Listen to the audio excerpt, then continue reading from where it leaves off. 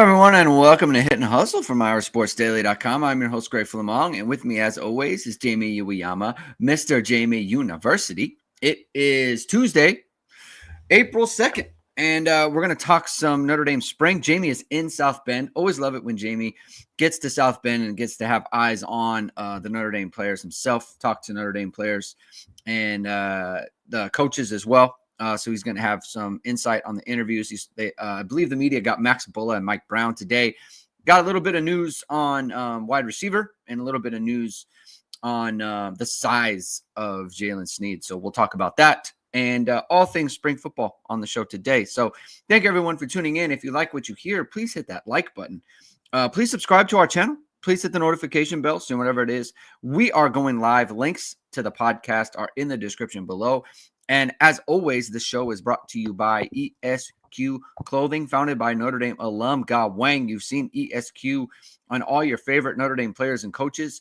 With over a decade of making the best custom clothing available, ESQ will help you look and feel your best in 2025. From a perfect fitting suit or sport coat, shirt or bomber jacket, or the perfect tuxedo for wedding season, check out Ge's amazing work at esqclothing.com.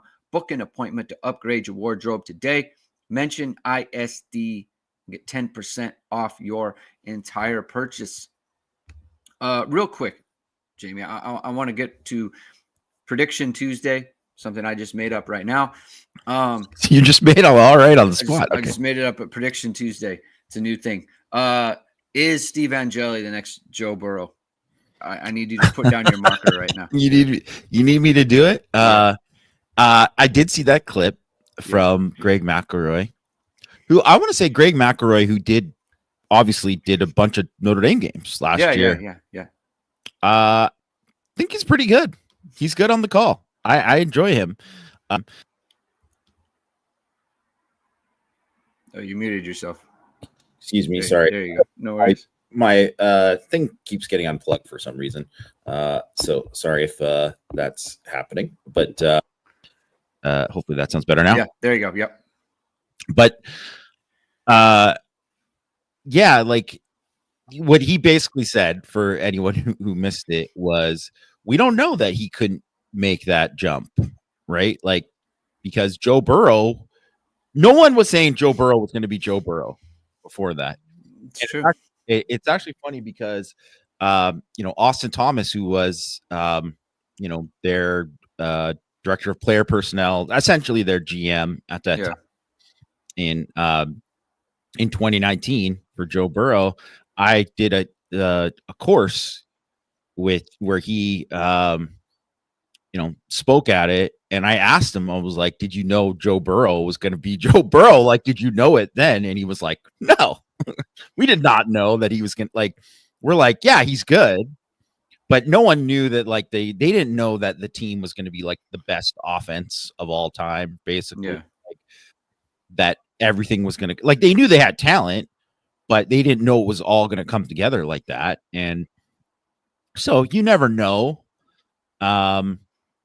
I will say that Angeli, Edwin, was, for much as people, want to get on him for the sacks and all that, similar to Joe Burrow, he is a guy who will, like, he'll get lit up to make a throw and just I'm going to just do that. And he's done that since high school. Like, that is something that he did. It's funny. Like, I don't know, people always do this where they just, like, randomly, like, bump up my, like, film don't lies of guys from, like, 4 years ago or whatever. So when Angeli committed, and I was like, oh gosh, now I got to read this, make sure that I didn't write anything stupid. But I actually,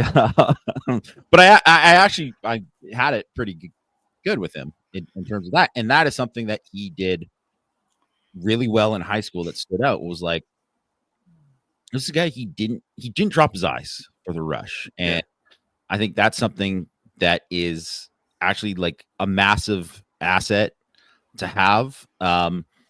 And the one thing, though, is Joe Burrow had Jamar Chase and Justin Jefferson. And, it's a little different. Those guys are probably 1-2 best receivers in the NFL right now. Yeah. I think Jane Greathouse, I think obviously hearing a lot of good stuff about him this spring, and like he's kind of building on what he did in the end of the season.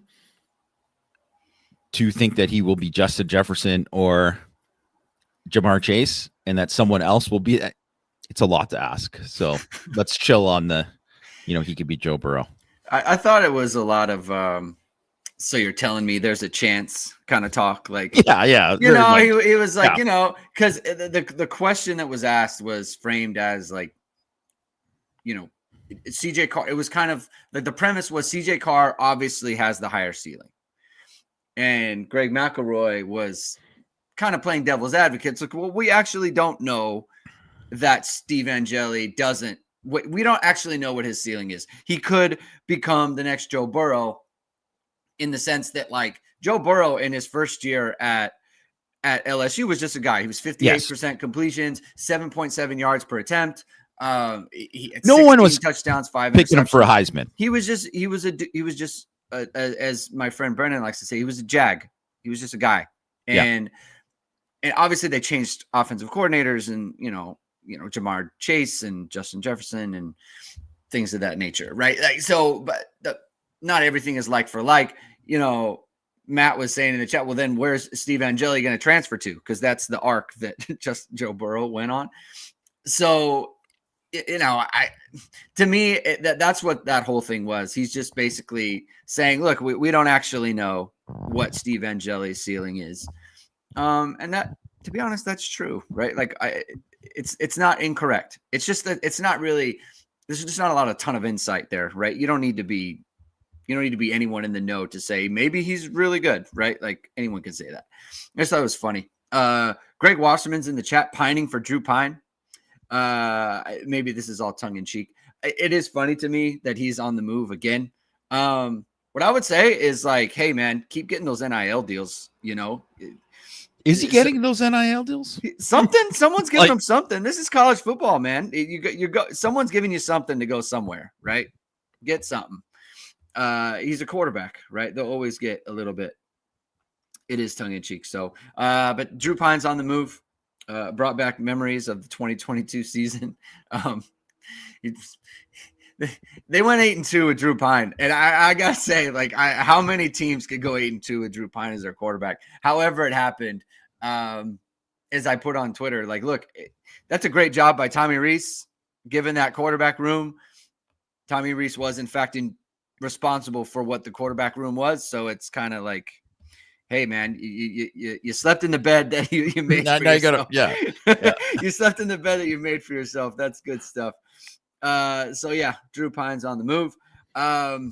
Also, I do want to point out, because somebody tweeted at you about how his passer rating was so great, which shows you the college football passer rating. Do not pay attention to the college football passer rating. It is garbage. It is hot garbage.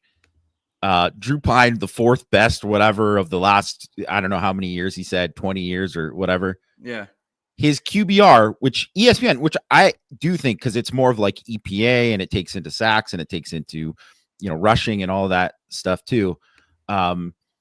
His QBR was 68.0, which would have been the worst, ironically, since Tommy Rees in 2011. So he had some games. He had some games where he lit it up, but a lot of that, we're going to give a lot of credit to Tommy Rees, the offensive coordinator, in those games. I mean, I think honestly, the most amazing thing when we were all sitting in the press box in the USC game in like the middle of the third quarter, we're all just kind of looking around like, Drew Pine doesn't have an incompletion yet. It's like the middle of the third quarter. I mean, he played really well against USC. That's just true. It's just, I don't know. It's funny. I'm not trying to, I'm definitely not going to go to bat for Drew Pine, the quarterback. Good luck to him wherever he ends up. I don't see Notre Dame being an option. But we'll go to a group of 5 and light it up somewhere, Drew. Yeah, man. You don't need to be doing all that. All right. Jamie's in South Bend. We just spoke to, he just spoke to some coaches, Max Bullough and Mike Brown. Let's start with wide receiver. Mikey Gilbert's out, broke his hand. every time I give like these big predictions, I went on Tyler Wojak's show, Locked on Irish, and I do it every spring. Who's your spring breakout guy? I say Mikey Gilbert. What in the first 10 minutes of spring ball, he breaks his hand. He's out for 6 to 8 weeks. So whatever, he's out for 6. And to me, it's a big deal because the opportunity was there for him to get so many reps against some really good corners. And I think that's unfortunate. There were news though that Cam Williams is working the boundary now. Mike, you spoke to Cam Williams about that, and you spoke to Mike Brown about that. What's kind of your take on Cam Williams on the boundary there? I mean, I like it. We talked about it a little briefly on Power Hour the other day too. That kind of always thought that that's where he would be. He would be a boundary receiver because of his size. Like he's 6'2", like legit 6'2", 200. In fact, he looks like probably bigger than that. Like he's seeing him today. When you see him just walk around, you look at him, he's good size. Like he's really good. Like he's put together. And I think, he played a lot of boundary. I'm sorry, this thing keeps. I'm gonna have to hold the cord for whatever stupid reason. But yeah, I think that he fits there physically, so it makes sense. And then I also think that when you look at, they have too many options to the field, so someone had to take the reps there this spring when Gil wasn't there. Yeah. And I think it's a great opportunity. It is. I mean, as great of an opportunity it was for Mike Gilbert, it's a great opportunity for Cam Williams, right? And that he can play a bit of the field too. And frankly, like you should have guys that should be able to play multiple alignments and move all around and find mismatches and do that. And obviously that was like one thing Mike Denbrock did a fantastic job of when he was at LSU, like moving those guys around, and like Malik Neighbors was all over the place, right? And I think that's kind of the goal, is that you should be able to move guys around and do different things with them. And especially because, like, if you look at Jaden Greathouse is big, like he's 215 pounds slot, right? Like he's a big slot, and he's a guy you can move around too, right? So I like it. It sounds like he's having like a pretty, decent spring. Obviously he's getting all the chances. So and we'll see what comes out of it. I'm looking forward to kind of seeing him on this weekend too. The other part too is, because I should have flagged this, because when Notre Dame released the video of they kind of released a little highlight thing, like 30 seconds of each kind of position group, and they were showing wide receivers and DBs in one. And I noted, I was like, oh, like Cam Williams, there's a couple reps here of him going against Leonard Moore. And I thought that's really good for him. And I didn't put it together that, oh, he must be on the boundary, And so the fact that he gets to go against Leonard Moore over and over again, first of all, that's great for Cam Williams, right? Like you're getting as good as you can get in terms of someone you're working against every day. And it's also good for Leonard Moore because Cam Williams might be the fastest guy, the fastest receiver on the Notre Dame team. I think him and Will Pauling are pretty explosive. So I think that's really good for Leonard Moore as well, going against someone who can really stretch you, and you gotta be worried about just running by you. Yeah. So I think that's really good. It's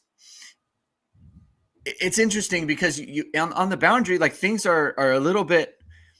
You got to be on point a little bit with your routes, and you have to be like, the timing has to be good. Your release points have to be really good on the boundary. A little bit different than on the field, because on the field you have so much more room to operate, and there's tighter spaces on the boundary. So it requires a lot more of, I think, what the supposed weaknesses were in Cam Williams' game, And so I just think it's all to his benefit. We'll see how what we hear about him and how he might look in the spring and how he might look this weekend in the big scrimmage.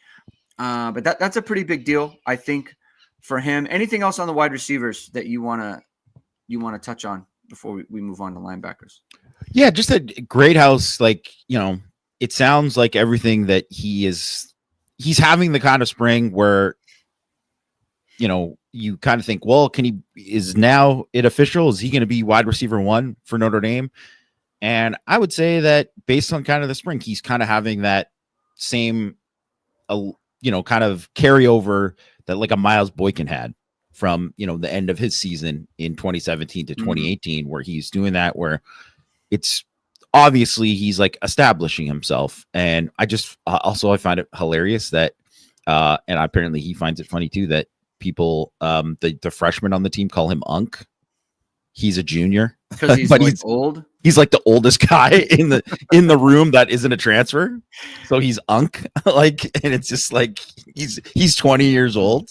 Like, yeah, he's not even draft eligible yet, and he's Unk. But yeah, it's just funny. But yeah, I mean, I think that is something that absolutely,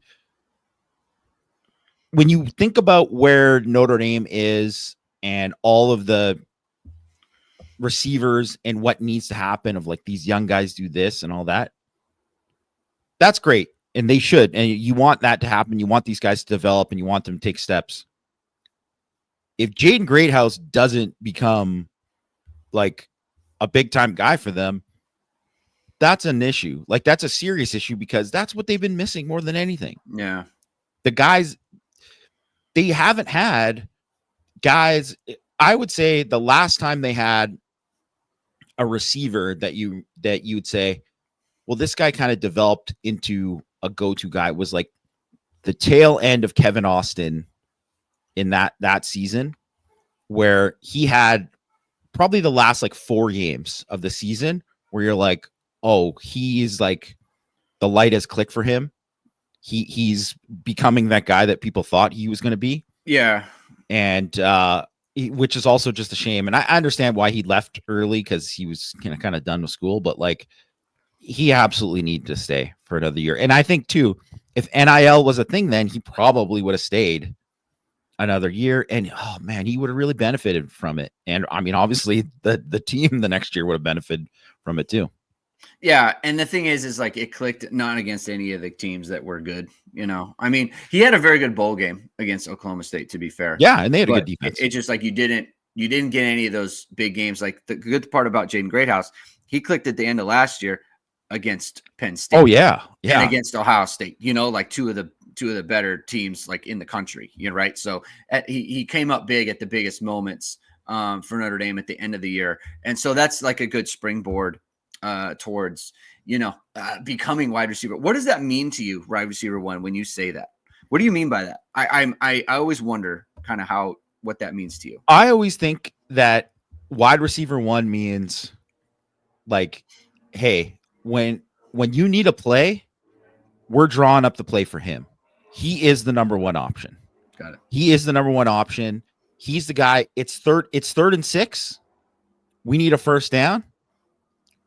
We have to draw something up that, or call something that this is designed to get him the ball. Like, we think we're going to get man. Well, we're going to do something to get him a matchup that, we think he can win, or we just think he can win against anybody. We think, hey, who are you going to put out against? Well, we feel confident he can win. And I think Notre Dame hasn't had too many of those guys in the last 15 years, really. They haven't.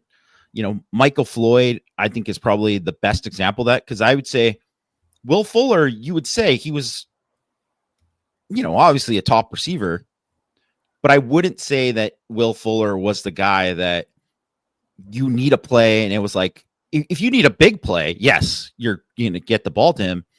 But I wouldn't say that Will Fuller, like, it's 3rd and 5, we need him to win. They didn't always feel confident because he had some a little bit inconsistency with his hands and all that kind of stuff too. Where, Michael Floyd or like even Tyler Eifert was, I would say they were viewed differently, where you're like, we got to get these guys the ball and find a way to get them the ball. And kind of since then, I mean, you would put Michael Mayer in Oh, that. yeah, in 100%. that. Absolutely. You'd put him in that thing. But at wide receiver, I think TJ Jones in his senior year, I think he was that guy. Yeah. He was that guy. Since then, Boykin, I think was like that, and then Claypool kind of grew into that, but that's about it. Yeah, so they just need that dude, Yeah. who it's like you can count on, right? And I there's always that the conversation about when you have them, right? Like I remember when Notre Dame had Michael Floyd and Notre Dame had Chase Claypool, in the 1 year. It was like, is Notre Dame relying on them too much? Like it's one of those, like, that we're talking about them good problems, like you need a guy like you can just kind of go to when you need something, whether it be on third down or whether it be whenever this is need a big play. So you gotta. It's nice to have him, right? Especially when Notre Dame hasn't had him for a very long time. Let's move on to linebackers. I think the talk of kind of the day, or one of the talks of the day, was Jalen Sneed and his size and how he looks. He says he's 238. It's interesting, like not a ton of time for him to put on this weight, but everyone's saying it's good weight. He says he's faster, he's more explosive, quicker, and he feels a lot better. Says it's going to be a new Jalen. He feels like a new Jalen Sneed. Just kind of talk about that. What you kind of saw just when he visited with you guys. Well, I think too, one of the things, obviously it's not a lot of time to put on that weight, but I do think part of it is he's viewing this as his last year, even though he technically will have another fifth year if he wants it. And so he's taking it. You see it a lot where guys take that very seriously because they're like, well, I want to go to the league and I want to show this and I want to do that. Yeah. And then I think part of too, where he played last year and had success, but he could also see like, oh, I can be this better and I can do this if I can, get to this point. And he looks big. He looks really big. Obviously 238 pounds, like you said. And, Bullough was really like praising him and how that's made a kind of a difference for him. And it does make a difference. Like, and I think too, with like Jaden Osbury, who maybe it's different when he was like under 220 and now he's 225, which might not seem like a big deal, but like that is a big deal. Like you put on like 8 pounds of, mostly muscle, that is going to make a difference. Right. Yeah. And I would love to see, I want to see Sneed move at that weight, but obviously it doesn't sound like they have any problems with him moving at that weight. So I think that's like a pretty exciting development. It's kind of like, look at this picture right here. That does not look like the guy who walked into interviews today. Yeah. Yeah. Yeah. And look, the good thing to me is like, I think now, especially now that it's spring, this is as big as he's going to be. Because as the season moves forward, as you get to fall camp and as the season goes, you just continually drop. You just lose weight. No one gains weight during the year. Who's playing? And so like, to me, it's like, look, whether or not it's great weight or bad, whatever, like the fact that he's getting bigger, he can come down from this. But like, if you start smaller, you're going to come down from that. So I think for him, it's like, I think he wants to get out of this rover thing and get into this, like, I'm an inside linebacker guy, right? And look, off-ball linebackers are obviously like a huge thing in the NFL. Like, he does have that skill set. Like, if he can develop that kind of NFL type body, right? Because I think the idea is for him, it's like, oh, I want to be that kind of, everyone wants to be that JOK at Notre Dame, right? JOK is really special in terms of the weight that he could play at. I think, Drew Tranquil put on a bunch of weight so that he could be more of that will guy instead of like the rover safety was that he was early in his career. I think Jalen Sneed's going on that progression. And the fact that he's still at Notre Dame, right? There were a lot of kind of rumors, talk about him, is he going to move on? I know that there was a lot of interest in him from other programs. I mean, he's from South Carolina, right? So there's a lot of programs out there that could really use someone like him and his skill set. Stayed at Notre Dame. Obviously, they have a plan for him. They're excited about him. Expect him to be a heavy part of the rotation. So that's pretty interesting to me on Jalen Sneed. Anything else from Max Bullough on the linebackers? Obviously, there's been a ton of talk about Drake Bowen and being a leader, kind of leadership on the entire defense so far. Anything else from Max Bullough on the linebackers so far? Yeah, I mean, I think all the Drake stuff is like everything everybody already kind of expected. So it's not like, kind of, we're not breaking any news to say, that Drake Bowen is firmly established, kind of like in his role, in like he's continuing. He's that dude. Like, they're good there. I think, obviously when. I think they feel really good about all four of the linebackers that play, out of the 5 that played, right? So like Kingston, Uyeyama, and Jaden Osbury as well. They feel really confident about all those guys. Speaking of KVH, just looks like, I mean, he just absolutely looks like, I mean, he looked like a dude from the moment he walked on campus, but he still looks like a dude. Yeah. But I think one thing that really kind of stood out to me was what he just talked about. Like, I mean, very briefly, Max Bullough, we talked about Bodie Cahoon and him being like the most explosive guy basically on the team, like in terms of what like what he does in the weight room, in terms of like how like Lauren Lando has like measured things, like that is to me exciting, like, because he's someone I think, he came on and is playing on special teams and doing that kind of thing last year. But you always look at a guy where he was a very good lacrosse player, and he had like reported really good like athletic testing, but when it's reported, you don't know, like he wasn't verified at this camp or that camp or whatever. But by all accounts, he is kind of that type of athlete. And I think whenever you have that kind of guy, Matt Ferrero too, who Sneed really was saying, like, he's like an athlete. He can do everything. Like he can really, really do everything. And obviously it's going to be like a learning curve for him and all those guys. But when you think about like, well, they have 4 guys that you can count on. It's like, they're probably, I mean, and Zinter obviously is another one too, who's like, he has a chance to be that 5th guy. And we'll see with Kanokia when he's back and fully healthy too. But like, they're just really loaded at linebacker. It's a good problem. Yeah. Jay Lamont's talking about Jaden Osbury breaking down late in games, and he says, I like Zinter more than Osbury. I think based on what we've kind of talked he about hasn't played. Like, well, we've kind of talked about this, but I think like, you see the brace on Osbury's elbow.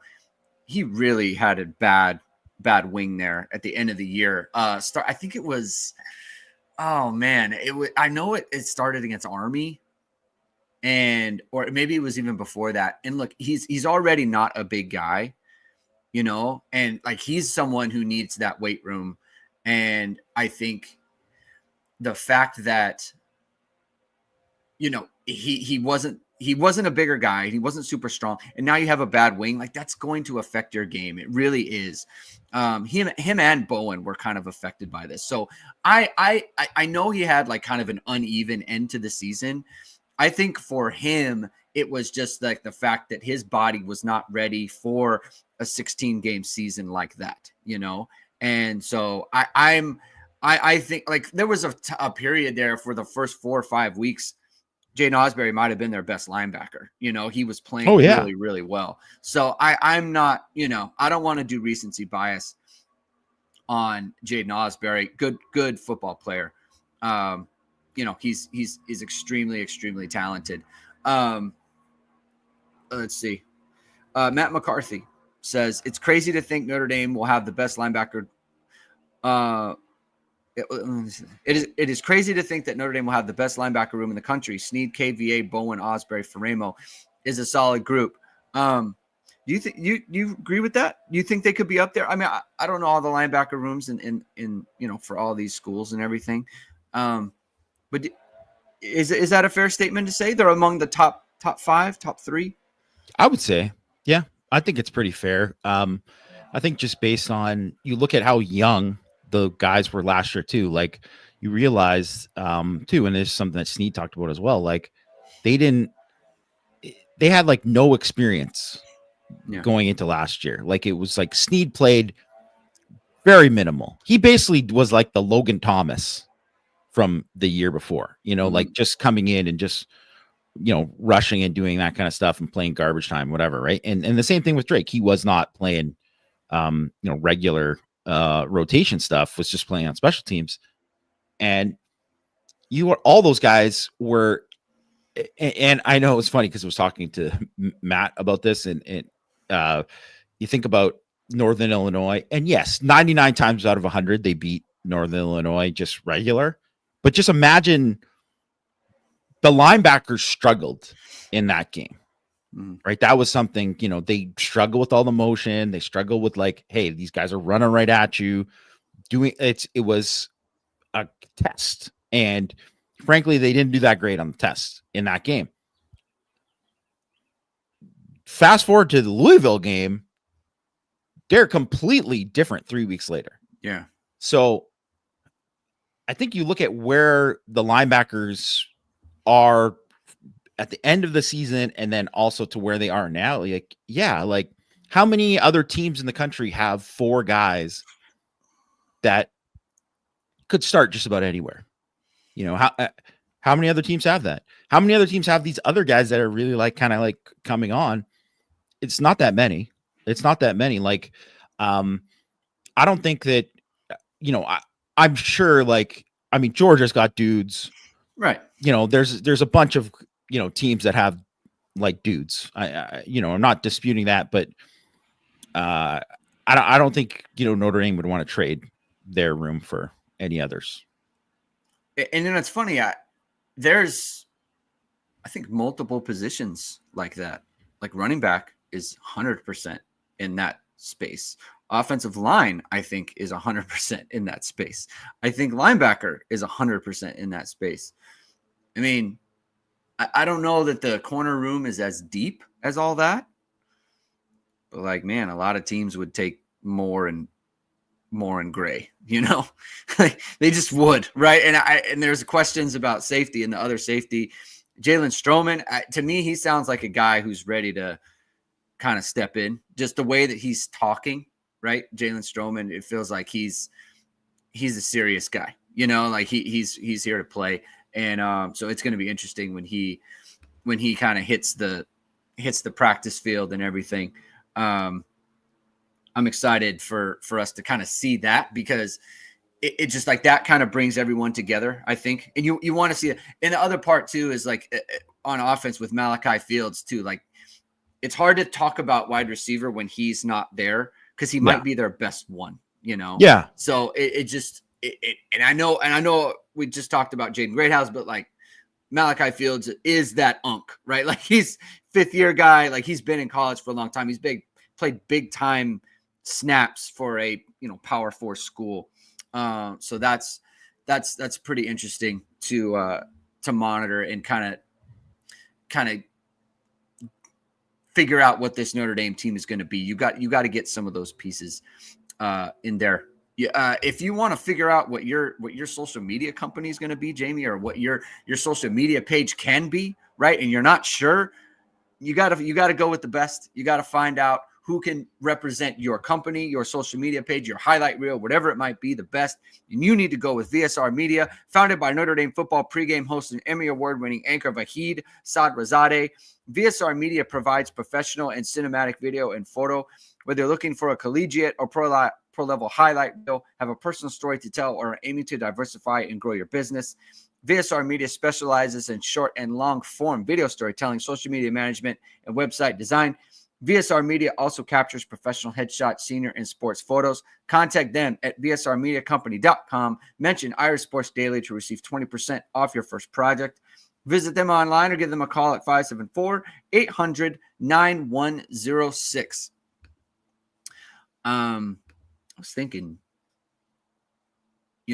I think this spring is kind of unlike any spring that Notre Dame has really ever had because of the length of the season and what they're doing with some of their key players. Like Emil Wagner, not really doing much. Jeremiah Love, not really doing much. Who you said was, by the way, Jeremiah Love, jacked beyond belief. Yes.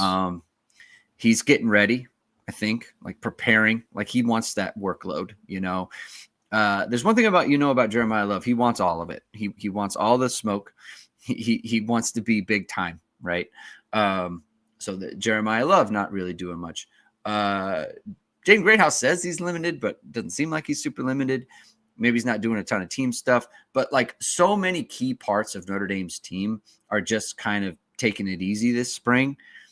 And I think this is such a developmental time for, the younger guys, right? The guys who are just coming, the Cam Williams, for example, is just kind of a perfect guy to speak on that front.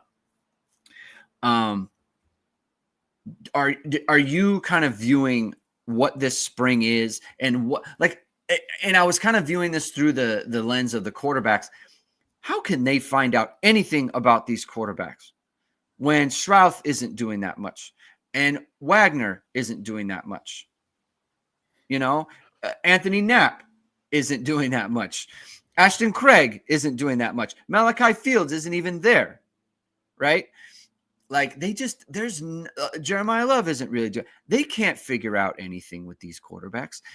This is a program that is like, hey, we're gonna ramp up in the fall, and that's when we're gonna prepare at large. We're getting our young guys ready to go right now. Like they can't figure out what their offense is going to be at this moment. That was something that I was thinking about. What do you think about that? And in the context of like scrimmages that are coming up, like there's just not a lot to be gleaned right now, like at all. No, they can't do what they did like even last spring in terms of scrimmages. Like, I mean, I don't even know what the heck they're going to do for the blue gold game. By the way, hi to Bridget, who's there. Bridget, who we love, is in the chat right there. Oh, shout out to the cord. Shout out to Bridget. Bridge. Yeah. So, I mean, I would say it is impossible to really get a full evaluation of those guys, which is also kind of weirdly to Notre Dame's benefit, because then unless they kind of give them an indication that like, hey, you're definitely not going to be the guy, probably all three of the guys are going to stick around for the fall. Might not be the best for that time to split a bunch of reps and do it, and they got to kind of like whittle things down. But you can't really like make like a full thing unless there's people just like this person or these two people have just been so much better than the third, and then you go from there. But there's so much that's different about what you're going to face. And, even on defense too, right? Like how, who you're facing on defense every day and all that. So it does make it much harder to evaluate all of those things. At the same time, I do think it's like, it would be so wrong to just force guys into just trying to get these reps in, because there's already guys who like just people get hurt. Like Mikey Gilbert got hurt, right? Like things happen in practice, like guys get hurt. So you don't want to, you especially don't want to put somebody in a position where it's like, we're giving you this work in spring because we need to get this work in, and then they're going to tear something in the fall. And that's what you just don't want to happen. And the main thing is like, if it was like an NFL team, because we always view it from a college perspective, and we always think of like well, this is how spring ball goes and this is whatever, right? But NFL teams don't view it that way. Like, they have mini camps, obviously, and they have all this and they have all that, but like, they're not like, well, if TJ Watt's not, getting in his reps here in this thing, like, how are we going to do it? It's like, no, they rep with whoever they got and they just go with it. And they say, like, certain guys aren't going to do certain things in the lead up into before they get into camp. And then even when they get into camp, some guys don't do hardly anything because they're just saving up their bodies because they know they got 17 games. Right. Yeah. So I don't know. I think it's really interesting because you obviously want to be ready and you have to be ready for Miami and everything that's there. And they obviously were physically ready to go against Texas A&M. But that is all that matters, is that you're ready. You're ready for all of that in those Miami, Texas A&M, the first two games. You are ready for those with everybody at full capacity, and you can make the decisions from there. And the other thing is just as it goes every year, a lot of times guys just emerge and they either, during the season where guys like clearly separate themselves, or they don't, or they fall back. Yeah. And where guys who were starting in week one don't, whatever. Like, I think it didn't take RJ Oben long for him to be like, well, no, he's not going to be that guy. And he kind of went back. So it's going to be a process. It's hard to judge. This spring is so unique. I think they're going about it the right way. It's really like the only way they can do it. And I think it's still like, if you really care about Notre Dame football and you're following it super closely, I mean, most of the stuff that people who are hardcore junkies, they care about, they want to know about, like, Cam Williams. They want to know about, for sure. KVA. They want to know about Madden Ferrermo, and they want to know about all of these young guys. And that's what's like really like kind of stands out. Yeah. And something else that kind of occurred to me when thinking about the team just in general going into next year is you just mentioned Texas A&M and how Notre Dame is going to be more they were physically ready against Texas A&M in the opener last year. Think about how much more physical and just like physically prepared they'll be to go to Miami than they were this last year against A&M. Like, think about the entire offensive line will be bigger and stronger and more experienced. All of the running backs will be Jeremiah Love, complete unknown. Jadarian Price had played snaps, but like he was coming off the Achilles. Like, he was finally like Jadarian Price is going to be the most fit he's ever been. Jeremiah Love will be the most fit he's ever been. The offensive line, just the addition of Malachi Fields and the physical presence that he is makes that entire room kind of different. You have all of the linebackers who are going to be physically look at Jalen Snead himself, right? Like, he's just a perfect example of that. KVA will be bigger. Bowen will be bigger. Osbury will be bigger. Bryce Young will be bigger. You have Traore, who will be bigger, right? Like, and Vitello is obviously going to just be a man at this point, right? And so you have, the only thing is like you have those interior guys who have questions, right? But like Onye's bigger, Mukum's bigger, right? He's going to be a more physical presence. Heinisch is going to be at the strongest he's ever. Like, I just think like Leonard Moore will be bigger. Christian Gray will be bigger. Don Schuler, like everyone, all of these key players are going to be more physical. Like, the physicality of this team is going to be unlike even what we saw last year. And they were out physicaling teams. Devontae Smith at the nickel, right? Like, he is a more physical type of player. Like, and I think like that to me is kind of the story of the spring, and has nothing to do with spring. It's like Mike Denbrock's up there like, hey, telling Billy Schrouth and Emil Wagner, look, I don't care if you miss practice. Don't miss the lifts. Make sure you're lifting. get bigger and stronger. That's what we need. It's just this team, minus the quarterback situation, which is the big question mark. From a physical standpoint, they could be something. I mean, we're talking about, we're bypassing like all of those. Like they'll be more physical than that 17 team, in my opinion, kind of by far, because of what they are on defense. I think that obviously Nelson and McGlinchey were monsters on the O-line, but like across the 5 guys, they're not going to have someone like young Kramer and young Hainsey on the offensive line next year. They're not going to have that. It's just, I think physically that's this kind of the story that's going on with Notre Dame right now. Yeah, and that is obviously like a huge part of it, like just that development. And I think everyone kind of forgets that Notre Dame was like a really young team last year. And like Snead, he said today, like they went into the Texas A&M game, they hadn't had that experience. They were nervous. Like they were very nervous because it was like, man, we haven't, because you haven't experienced that. You hadn't gone out and played.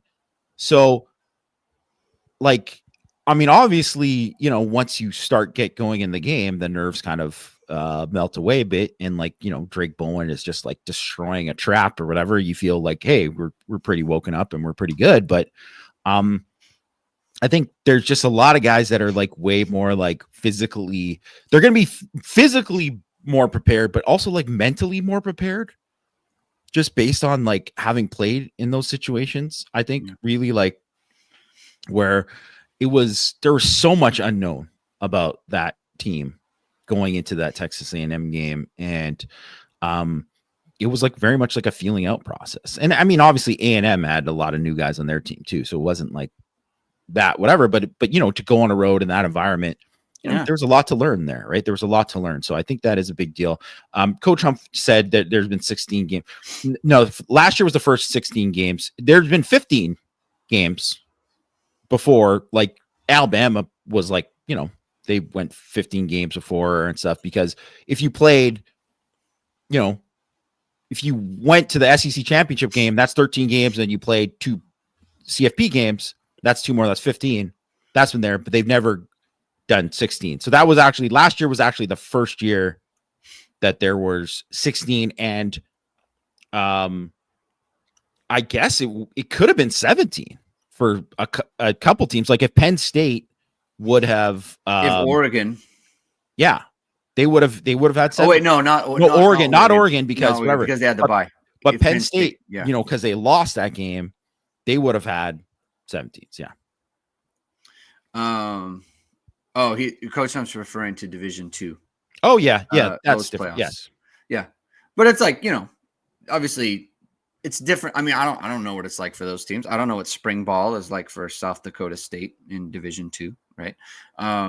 They also finish earlier because they don't have. I mean, I'm not saying 16 games, 16 games, whatever, but I'm just saying in terms of the time off, they finish before Christmas, right? So it's like, they're basically finishing like it was almost February when the season ended. Yeah. You're just playing later, and that's kind of part of it too. So that's my main kind of thing about the team. When I think about it, it's just like, man, from a physical standpoint, I think they're just going to be on a different kind of level, and on a different level right now. I think recruiting is now picking up quite a bit. Look, obviously in hindsight, they just needed to get the staff in place, and then they could kind of hit full throttle. That there's, trending with Notre Dame leading with Kadon Finley now, right? Like there's the wide receiver. There's a lot going on. They're finally getting wide receivers on campus, and things are going really well there, and so I think there's a lot to be excited about with the Notre Dame football team. It's just that quarterback, and I kind of the last thing I was thinking about with quarterback, and I'm curious to get your thoughts on this. I was talking to Caden McFarland, who I follow on Twitter, and he's an Oklahoma guy. He he's kind of on the local beat for Oklahoma sports, just period. Not Oklahoma Sooners, but like Oklahoma State, Tulsa, all that. And he asked a question to the Irish Illustrated podcast, and I saw the question because I follow him, so it came up, and I wanted to kind of throw it to you a little bit. I'm going to change it a little bit, but I want to know what your opinion is on this, and that this could be our final kind of topic. Is basically the idea is, why not roll with someone like Kenny Minchey, because he leans into the part of your team that is traditionally what Notre Dame has been with the running game. He makes the running game better just through the fact that he can run himself. And the fact that he can run himself opens things up for someone like Jeremiah Love or Jadarian Price or whoever it might be, right? And Notre Dame has, whenever they've been a predominantly passing team, those teams have not been as good, right? When you're just looking at pure passer, when Notre Dame, I think he looked it up, when Notre Dame was throwing 30 or less times, their winning percentage was like 84%. And this is over a period of time. I'll look it up because he sent it to me, and I'll look it up. Last 20 seasons. The seasons when Notre Dame attempts 30 passes per game or less, 81% winning percentage. All the other seasons, 64% winning percentage. When Notre Dame is throwing a lot, they're not winning games. So, like, why not lean into the part of your team that you want to be? Some of that is you're losing, though, so you have to throw, and that's true. But my point is that prolific. Like, look, obviously the 05 team, they were good offensively, right? So that was, that worked out. But the point is like, Notre Dame wants to be a running team. So be that, and be that with the guy who runs the ball best at quarterback. And no one says Minchey can't throw. No one's saying that, right? So you can kind of have the best of both worlds. Your thoughts? Yeah, I mean, I do think that any team benefits from like your quarterback throwing like, if you're throwing like, 25 times a game rather than 40, like, I just think that's most of the time it's better, unless, you have Joe Burrow and Justin Jefferson and Jamar Chase. Yeah. But so I think that fits.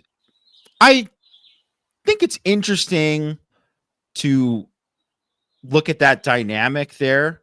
However, I don't know if Minchey is like, okay, one thing here's some stuff we don't know about Minchey. We know, hey, he's a good athlete, really good athlete. He could really run. I mean, I've seen him run in practice. He's a very exciting athlete. Yes. What we don't know about him is, can he protect himself as a runner? Like, Riley Leonard did a pretty good job of it. And obviously over the years, like, was, had a ton of carries, was able to kind of protect himself as a runner. Does he make good decisions in terms of like, zone read stuff and all that? Because Riley Leonard was a really good decision maker with that. So that's part of it. Is he someone that, you think his body can hold up to that and be that part of it? Is he someone like, because I think one of the things with Brandon Wimbush, I think would actually, I mean, obviously there was a bunch of things that happened with Brandon Wimbush, but I think part of what hurt him was it became so much of his identity to be a runner. And then he just like, it didn't develop properly with him as a passer because of it. And some of it is just like, what were his limitations? But I also think like after they kind of got rolling, that's just like, they kept kind of going with it. And it didn't really like, it just never really materialized. And you don't want to have a 2017 offense. No one wants to have that offense, right? As explosive as it was. And well, great as you don't want it because obviously you saw the limitation. Yeah. Like, if you can't run, then what, So. Well, and the thing is too, is like, I just think of the playoff and really like they needed to throw, other than Georgia, where, they only threw for 90 yards and Leonard carried them with his legs, but they needed to throw to beat Penn State. They needed to throw to get back in the game against Ohio State. Even in the Indiana game, obviously they had the 98-yard run. They didn't run that well against Indiana. Indiana's run defense was legit and was great, other than like pretty much the 98-yard run. They gave up another 20-yard run to Darian Price. They didn't give much else up. Like they were really good in that game. And one of the keys to the game was throwing the ball. And I think it's the further you go along, you have to be able to throw to win, to beat some of these elite defenses. It's just part of it, because some of these teams are just so good. Doesn't matter how good your O-line is. Sometimes like their front and who they got there is just so hard to run against those teams that I just don't know if, like, even going back 20 years is so much different than it was today in terms of where college football is. So I agree with the sentiment that, like, yes, like, and you know me, Greg, I'm a very big proponent of like mobile quarterback. You got to have a mobile quarterback in today's game, in my opinion. Like, you just have to. Like, you have to have someone who can run and move the sticks with their legs when you need it. If you got someone like Leonard, obviously that's huge. That can be so massive for you. But at the very least, you have to have someone who can like escape the rush, move the sticks with their legs, be used in some capacity as a runner. But if it just depends on whether or not like Minchie, like if Minchie is just Wimbush, no, you know what I mean? But if Minchie's like, well, hey, he's a really good decision maker. He's a 65% passer and all this things there. He's throwing the deep. Yeah. Then I think that it would make sense, because that should be the differentiator. It's like, it's close as a passer and he has this. Yeah. Like that's the way I see it. Yeah. The problem with the discussion and all these discussions is like, we know he can run and we know his arm is live. He's got a live arm. That's all we know. We don't know anything else. And we have no way of figuring out the rest of it. So it's just like, it's in theory, right? This is all kind of in theory. And like, I posited at the end because it's good discussion. Why not talk about it? But like, it is a fun thing to discuss. Yeah. Yeah. I don't know. I don't know what he can do. I've never seen anything except for the games, right? Like I couldn't even say it. So, I do think like Minchie's a better thrower than Wimbush was. This just for the record. Yes. Oh, no, I do. I'm just saying like, that's why you can't just base it just on running. You can't base it on any of this. Like, we have to see the practice. You have to see the whole. You have to see the grades. We have to see. We have to see all that. We honestly don't know. Well, we're never going to see the grades, but we're never going to see the grades. Exactly. Yeah. So it's just kind of pointless.